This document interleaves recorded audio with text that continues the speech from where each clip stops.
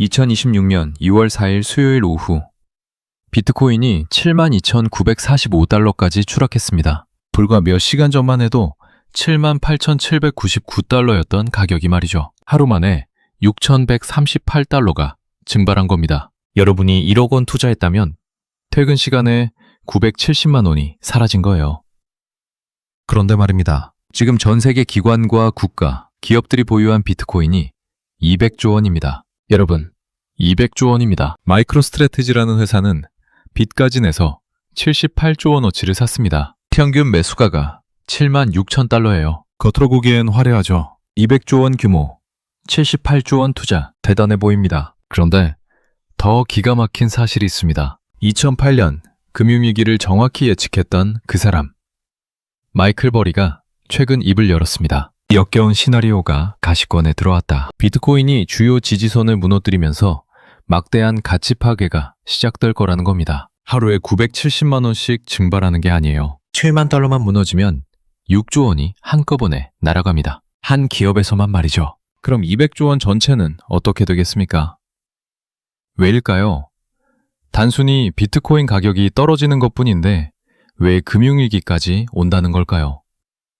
진짜 이유는 따로 있습니다. 지금부터 그들이 숨겨왔던 3,000조 원짜리 시한폭탄의 정체를 공개합니다. 이건 코인 투자자들만의 문제가 아닙니다. 당신이 월급쟁이든 자영업자든 반드시 들어야 합니다. 당신의 지갑과 무슨 관계가 있는지 끝까지 집중해 주십시오. 시작하기 전에 구독과 좋아요 그리고 알림 설정 한 번씩만 부탁드리겠습니다. 여러분의 작은 관심이 더 좋은 콘텐츠를 만드는 큰 힘이 됩니다. 자, 그럼 지금부터 시작하겠습니다. 2026년 2월 4일 그날 아침 출근길은 평범했습니다. 비트코인 투자자들은 78,000달러대 가격을 보며 안도했죠. 이 정도면 괜찮네. 곧 오르겠지. 그런데 점심시간이 되자 분위기가 이상해지기 시작했습니다. 76,000달러로 떨어졌어요. 오후 들어서는 74,000달러까지 밀렸습니다. 그리고 장 마감 무렵 72,945달러를 찍었습니다. 하루 만에 마이너스 2.9%입니다. 거래량은 29억 3,500만 달러까지 폭증했어요. 엄청난 돈이 움직이고 있다는 신호죠. 근데 이게 끝이 아니라는 게 문제입니다. 지난 4개월간 비트코인은 40% 넘게 폭락했거든요. 2022년 루나 사태 이후 최장기간 하락입니다. 투자자들은 여전히 설마 더 떨어지겠어? 라며 버티고 있습니다. 리플 같은 알트코인이 방어력을 보이니까 알트로 갈아탈까 고민하는 사람들도 있어요. 그런데 여기서 중요한 게 있습니다. 지금 72,000달러까지 떨어진 게 반등이 아니라는 점입니다. 마치 번지점프 줄이 팽팽하게 당겨지는 짧은 순간처럼 아래로 더 떨어지기 위해 에너지를 모으는 구간이에요. 차트를 자세히 보면 7만 달러 방어선이 흔들리고 있습니다. 여기가 무너지면 다음은 6만 8천 달러고 그 다음은 6만 5천 달러입니다. 그것도 깨지면 6만 달러까지 가는 건 시간 문제죠. 과거에도 비트코인은 70%, 80%씩 폭락한 적이 있습니다. 그러니까 지금 40% 떨어진 게 끝이라고 볼 수 없다는 겁니다. 그런데 이상하지 않습니까? 단순히 가격이 떨어지는 것뿐인데 왜 전문가들이 금융위기를 운운하는 걸까요? 먼저 배경부터 말씀드리겠습니다. 비트코인 시장이 예전과 완전히 달라졌습니다. 과거에는 개인 투자자들이 주로 거래했죠. 그런데 지금은 다릅니다. 기관과 국가, 기업들이 대규모로 들어와 있어요. 전 세계적으로 200조 원어치를 보유하고 있습니다. 문제는 이 돈이 그냥 들어온 게 아니라는 점입니다. 레버리지로 들어왔어요. 암호화폐 거래소들은 150배, 120배 같은 엄청난 레버리지를 허용해 왔거든요. 일반 금융시장은 기껏해야 10배, 20배인데 말이죠. 이게 뭘 의미하느냐? 마치 전당포에서 물건 맡기고 돈 빌리는 것과 같습니다. 비트코인을 담보로 맡기고 100배, 150배 돈을 빌려서 투자하는 거예요. 그런데 비트코인 가격이 떨어지면 어떻게 될까요? 담보 가치가 떨어지니까 거래소는 바로 청산합니다. 강제로 파는 거죠. 그럼 매도 물량이 쏟아지면서 가격이 더 떨어집니다. 더 떨어지면 또 청산이 일어나고요. 이혼 사태처럼 한번 시작되면 멈출 수가 없습니다. 실제로 최근 레버리지 청산이 폭증했어요. 하이퍼 리퀴드라는 거래소에서는 은선물 청산 규모가 비트코인 청산을 초과했습니다. 이상하죠? 비트코인보다 훨씬 작은 시장인 은선물에서 더 큰 청산이 일어났다는 건 레버리지가 얼마나 심했는지 보여주는 겁니다. 마이클 버리는 이걸 죽음의 담보 소용돌이라고 불렀습니다. 2008년에도 이렇게 시작됐습니다. 당시엔 부동산 담보대출이었죠. 집값이 떨어지니까 담보 가치가 떨어지고 은행들이 대출을 회수하려 하고 집이 헐값에 쏟아지고 집값이 더 떨어지는 악순환이었습니다. 지금은 비트코인이 그 역할을 하고 있어요. 지금 전 세계 기관과 국가, 기업들이 보유한 비트코인이 200조 원입니다. 여러분, 200조 원입니다. 이 돈이 비트코인이 1%, 2% 떨어질 때마다 빠르게 증발하고 있어요. 근데 이 중에서 가장 위험한 곳이 있습니다. 바로 마이크로 스트래티지예요. 이 회사 이름 들어보셨죠? 미국 나스닥에 상장된 기업입니다. 이 회사가 빚을 어마어마하게 끌어다가 78조 원어치 비트코인을 샀어요. 회사 돈만이 아닙니다. 회사를 담보로 빚까지 내서 말이죠. 평균 매수가가 76,000달러래요. 지금 비트코인 가격이 76,500달러 정도니까 거의 본전이에요. 아니, 이미 손실이 시작된 겁니다. 그런데 여기서 7만 달러가 무너지면 어떻게 될까요? 마이클 버리는 이렇게 말했습니다. 비트코인이 7만 달러 아래로 떨어지면 금융업계 전체에 막대한 손실이 발생한다. 왜냐고요? 마이크로 스트래티지가 6조 원 손실을 보게 되거든요. 6조 원이면 어느 정도일까요? 이 회사 전체 가치가 흔들릴 만큼 큰 돈입니다. 투자자들이 이 회사 위험하다고 판단하면 더 이상 자금 조달이 안 돼요. 그럼 회사는 어떻게 할까요? 비트코인을 팔 수밖에 없습니다. 78조 원어치를 말이죠. 그런데 이게 끝이 아닙니다. 마이크로 스트래티지만이 아니에요. 수많은 기관과 기업들이 비트코인에 투자했거든요. 이들도 똑같은 상황에 처하게 됩니다. 동시에 팔기 시작하면 어떻게 될까요?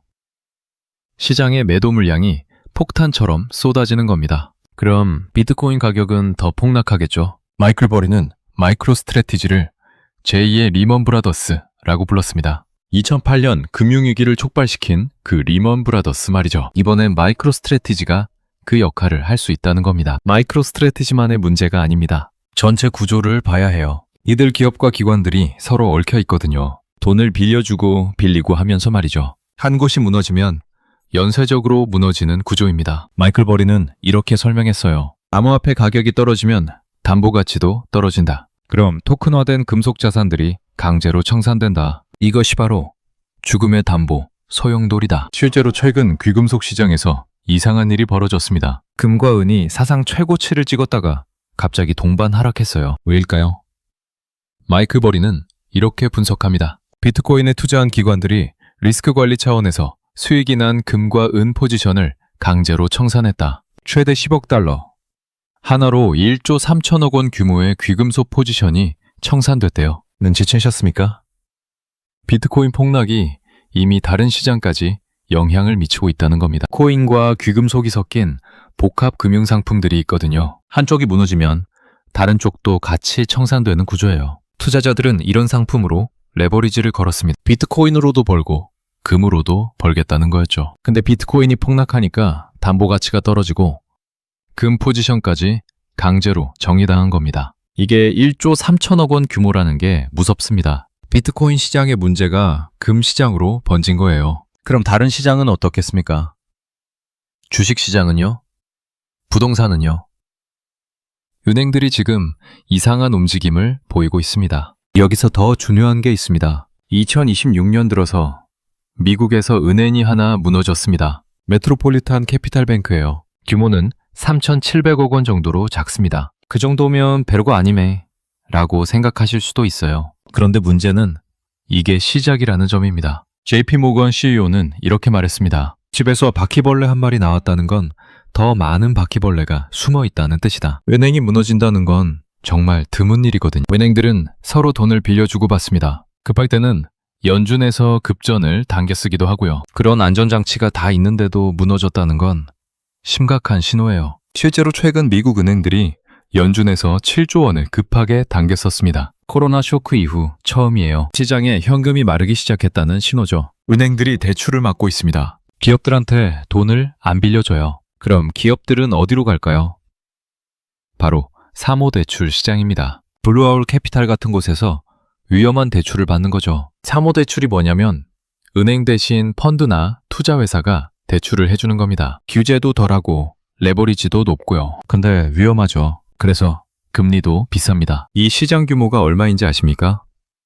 3천조 원입니다. 여러분, 3천조 원입니다. 2008년 금융위기 때 서브프라임 모기지 시장보다 훨씬 큽니다. 당시 서브프라임 시장이 전 세계를 휘청거리게 했는데 지금은 그때보다 더 큰 폭탄이 있는 거예요. 그런데 이 사모대출 시장이 지금 흔들리고 있습니다. 블루아울 캐피탈은 1년 만에 53% 폭락했어요. 투자자들이 돈을 빼내고 있습니다. 3천조 원이라는 숫자가 왜 중요한지 곧 알게 될 겁니다. 3천조 원 사모대출 시장이 지금 무너지고 있습니다. 블루아울 캐피탈 같은 회사들이 줄줄이 흔들리고 있어요. 겉으로는 투자회사처럼 보이지만 실제로는 은행들이 뒤에서 돈을 대고 있습니다. 은행이 직접 위험한 대출을 하면 규제에 걸리니까 이런 회사를 통해 우회하는 거죠. 그래서 사모대출 시장을 섀도우 뱅킹이라고 부릅니다. 그림자 은행이에요. 규제 밖에서 움직이는 음행 시스템이라는 뜻이죠. 근데 여기에 AI, 부동산, 온갖 곳에 투자가 집행됐습니다. 지금 빅테크 주식들이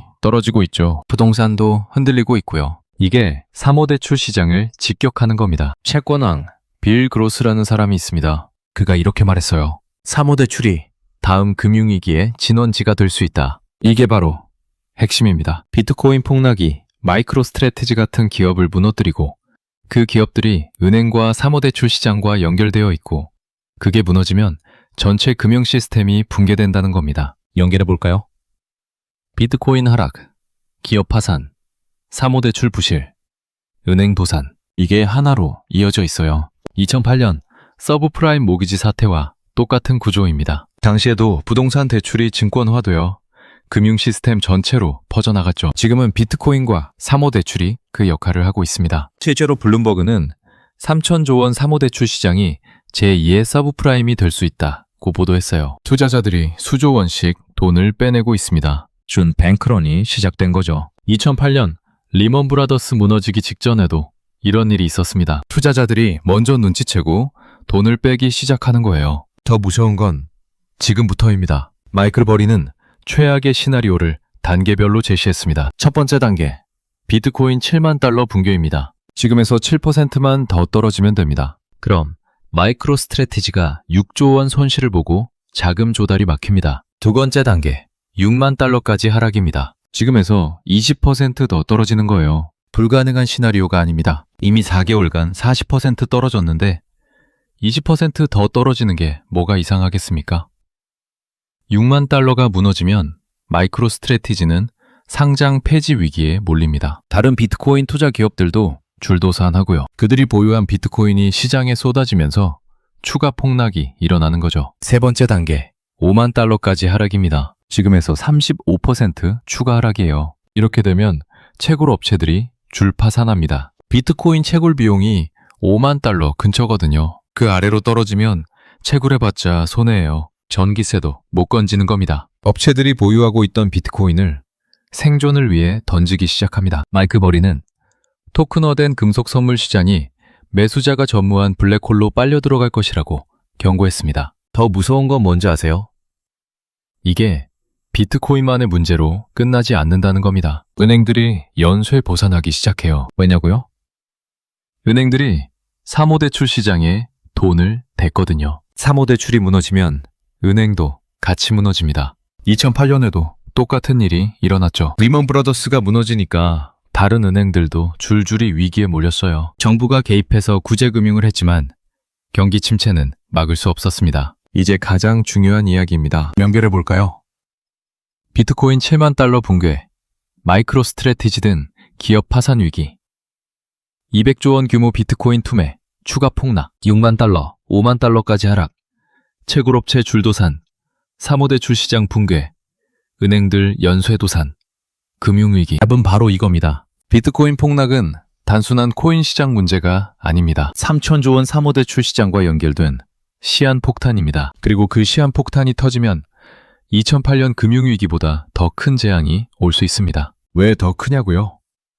2008년 금융위기 때 서브프라임 모기지 시장은 지금 사모대출 시장보다 훨씬 작았습니다. 그런데도 전 세계가 휘청거렸죠. 미국에서 시작된 위기가 유럽으로, 아시아로 퍼져나갔습니다. 한국도 직격탄을 맞았어요. 멀쩡하던 기업들이 하루아침에 부도 위기에 몰렸습니다. 지금은 그때보다 더 큰 폭탄이 있다는 겁니다. 3,000조 원이에요. 마이클 버리가 2008년 금융위기를 정확히 예측했던 사람입니다. 그가 지금 같은 경고를 하고 있다는 건 심상치 않은 신호죠. 블룸버그는 비트코인 하락이 전체 금융시장에 연쇄적 파장을 일으킬 수 있다고 보도했습니다. 코인데스크도 역겨운 시나리오가 가시권에 들어왔다는 마이클 버리의 경고를 대서특필했어요. 인플루언서 노 리밋이라는 사람도 있습니다. 56만 명 팔로워를 보유한 금융 전문가인데 1,000억대 자산을 굴리는 투자자래요. 이 사람은 이렇게 말했습니다. 마이크로 스트래티지는 1년 안에 붕괴될 것이다.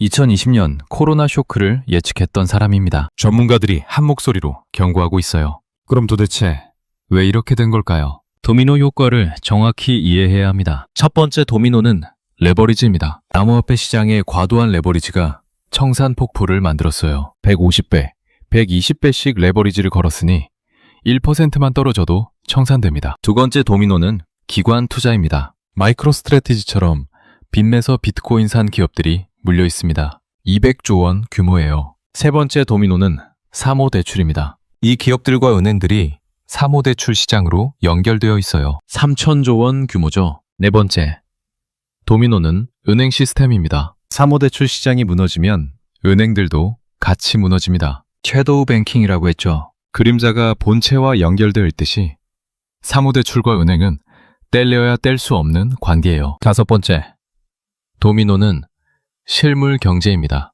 은행이 무너지면 기업들은 돈을 빌릴 수 없고 투자가 멈추고 경기 침체가 옵니다. 실제로 최근 블루아울 캐피탈에서 투자자들이 수조 원을 빼내고 있습니다. 블룸버그 보도에 따르면 기술주 중심 펀드에서 자산의 15%를 빼냈다고 해요. 뱅크런이 시작된 겁니다. 2008년 금융위기 때 리먼 브라더스가 무너지기 직전에도 이런 일이 있었습니다. 투자자들이 먼저 눈치채고 돈을 빼기 시작하는 거죠. 뱅크런이 뭐냐고요? 은행에서 사람들이 동시에 돈을 찾으려고 몰려드는 겁니다. 은행은 모든 예금을 현금으로 갖고 있지 않거든요. 대출 등으로 운영하죠. 그러니까 동시에 찾으려 하면 은행이 무너지는 겁니다. 지금 사모대출 시장에서 그런 일이 벌어지고 있어요. 이게 끝이 아닙니다. 실제 사례를 하나 들어드리겠습니다. 1997년 IMF 외환위기 때 한국이 어떻게 됐는지 기억하십니까? 멀쩡하던 회사들이 하루아침에 부도 났습니다. 은행들이 대출을 회수하기 시작했거든요. 수출기업들은 신용장을 못 받아서 물건을 팔 수가 없었어요. 건설회사들은 PF 대출이 막혀서 공사를 중단했습니다. 직장인들은 명예퇴직당하고 거리로 내몰렸죠. 당시 실업자가 100만 명을 넘었습니다. 2008년 금융위기 때는 어땠습니까? 미국에서 시작된 위기가 대서양을 건너 유럽으로, 태평양을 건너 아시아로 퍼져나갔습니다. 한국도 직격탄을 맞았어요. 당시 멀쩡하던 기업들이 갑자기 자금난에 시달렸습니다. 은행들이 대출을 막아버렸거든요. 조선회사, 건설회사, 중소기업들이 줄도산했습니다. 지금도 마찬가지입니다. 미국 사모대출 시장이 무너지면 그 충격은 전 세계로 퍼져나갑니다. 한국 은행들도 미국 사모펀드에 투자했거든요. 한국 기업들도 해외에서 돈을 빌렸습니다. 미국 금융시장이 얼어붙으면 한국도 직격탄을 맞습니다. 여러분의 회사는 어떻습니까? 수출기업인가요? 건설회사인가요? 중소기업인가요? 은행 대출 받아서 운영하고 계신가요? 그럼 직접 영향을 받을 수 있습니다. 여러분의 일자리, 여러분의 월급, 여러분의 자산이 흔들릴 수 있다는 겁니다. 개인 투자자들은 어떻고요? 주식 투자하시는 분들 많으시죠? 금융위기가 오면 주식시장도 폭락합니다. 부동산은요? 가격이 떨어지고 거래가 막힙니다. 코인은 말할 것도 없고요. 이게 남의 일이 아니라는 거죠. 나는 비트코인 안 했으니까 상관없어 라고 생각하시면 안 됩니다. 금융위기는 모두에게 영향을 미칩니다. 자, 그렇다면 우리는 어떻게 해야 할까요? 세 가지 행동 방안을 말씀드리겠습니다. 첫째, 위험 자산 비중을 줄이십시오. 비트코인이나 알트코인 같은 고위험 자산은 비중을 낮추세요. 지금은 수익을 추구할 때가 아니라 손실을 방어할 때입니다. 만약 비트코인을 보유하고 있다면 일부를 현금화하는 것도 방법입니다. 전부 팔라는 게 아니에요. 포트폴리오의 30에서 50% 정도는 현금으로 확보해 두라는 겁니다. 주식도 마찬가지입니다. 특히 빅테크 주식이나 성장주는 위험합니다. 금융위기가 오면 가장 먼저 빠지는 게 성장주거든요. 안전한 배당주나 필수 소비재 주식으로 일부 갈아타는 것도 방법이에요. 둘째, 안전자산으로 분산하십시오. 금, 달러, 국채 같은 전통적인 안전자산의 비중을 높이세요. 마이클 버리가 지적했듯이 최근 금과 은이 사상 최고치를 찍었습니다. 위기가 오면 사람들은 안전자산으로 몰리거든요. 금은 수천 년간 가치를 인정받아온 자산입니다. 종이돈은 휴지가 될 수 있어도 금은 금이에요. 1997년 IMF 때도 그랬고 2008년 금융위기 때도 그랬습니다. 금값은 올랐어요. 달러도 마찬가지입니다. 위기 때는 달러가 강세를 보입니다. 환율이 올라가는 거죠. 미국 국채도 안전자산입니다. 수익률은 낮지만 원금은 보장되니까요. 은행 예금도 괜찮습니다. 예금자 보호법으로 5천만 원까지는 보호받으니까요. 셋째, 빚을 줄이십시오. 특히 변동금리 대출이 있다면 고정금리로 전환하거나 상환하세요. 금융위기가 오면 금리가 급변동합니다. 빚이 많은 사람일수록 타격이 큽니다. 1997년 IMF 때 많은 사람들이 대출이자를 못 갚아서 집을 날렸어요. 지금 여유자금이 있다면 대출부터 갚으세요. 투자 수익을 노리는 것보다 빚을 줄이는 게 더 확실한 방어입니다. 신용카드 빚도 마찬가지예요. 리볼빙은 절대 쓰지 마시고요. 카드값은 바로바로 갚으세요. 이 세 가지만 지키셔도 최악의 상황에서 버틸 수 있습니다. 남들이 패닉에 빠질 때 여러분은 냉정을 유지할 수 있는 겁니다. 마지막으로 정리하겠습니다. 정리해보겠습니다. 비트코인이 4개월간 40% 폭락했습니다. 7만 달러 방어선이 무너지면 마이크로 스트래티지 같은 기업들이 6조 원 손실을 보게 됩니다. 200조 원 규모 비트코인 투매가 시작될 수 있어요. 6만 달러, 5만 달러까지 추가 하락하면 채굴 업체들이 줄도산합니다. 그리고 진짜 문제가 시작됩니다. 3천조 원 사모대출 시장이 무너지면서 은행들이 연쇄 도산할 수 있습니다. 이건 2008년 금융위기보다 더 큰 재앙이 될 수 있어요. 마이클 버리가 경고한 역겨운 시나리오가 현실이 되는 겁니다. 지금 블루아울 캐피탈에서는 준 뱅크런이 시작됐습니다. 미국에서는 벌써 은행이 하나 무너졌어요. 바퀴벌레 한 마리가 보였다는 건 더 많은 바퀴벌레가 숨어 있다는 뜻입니다. JP 모건 CEO의 말이죠. 당신은 어떤 선택을 하시겠습니까? 위험자산 비중을 줄이고 안전자산으로 분산하고 빚을 줄이는 선택을 할 건가요? 아니면 설마 그럴까 하며 그냥 지켜보실 건가요? 선택은 지금입니다. 1997년 IMF 때도 대부분은 설마 했습니다. 그리고 후회했죠. 2008년 금융위기 때도 마찬가지였어요. 미국 부동산이 무너질 리 없어 하던 사람들이 가장 큰 피해를 봤습니다. 마이클 버리는 그때 혼자 경고했습니다. 아무도 안 믿었죠. 근데 결과는 어땠습니까? 그의 말이 맞았습니다. 지금도 그가 경고하고 있습니다. 비트코인 폭락이 금융위기를 촉발할 수 있다. 여러분은 이번에도 설마 하실 건가요? 아니면 준비하시겠습니까? 이번에는 어떤 선택을 하시겠습니까? 여러분은 어떻게 생각하시나요? 댓글로 여러분의 의견을 자유롭게 남겨주세요. 구독과 좋아요는 더 나은 콘텐츠를 만드는 데 큰 도움이 됩니다. 알림 설정까지 해두시면 새로운 영상을 가장 먼저 만나보실 수 있습니다. 다음 영상에서 또 만나겠습니다.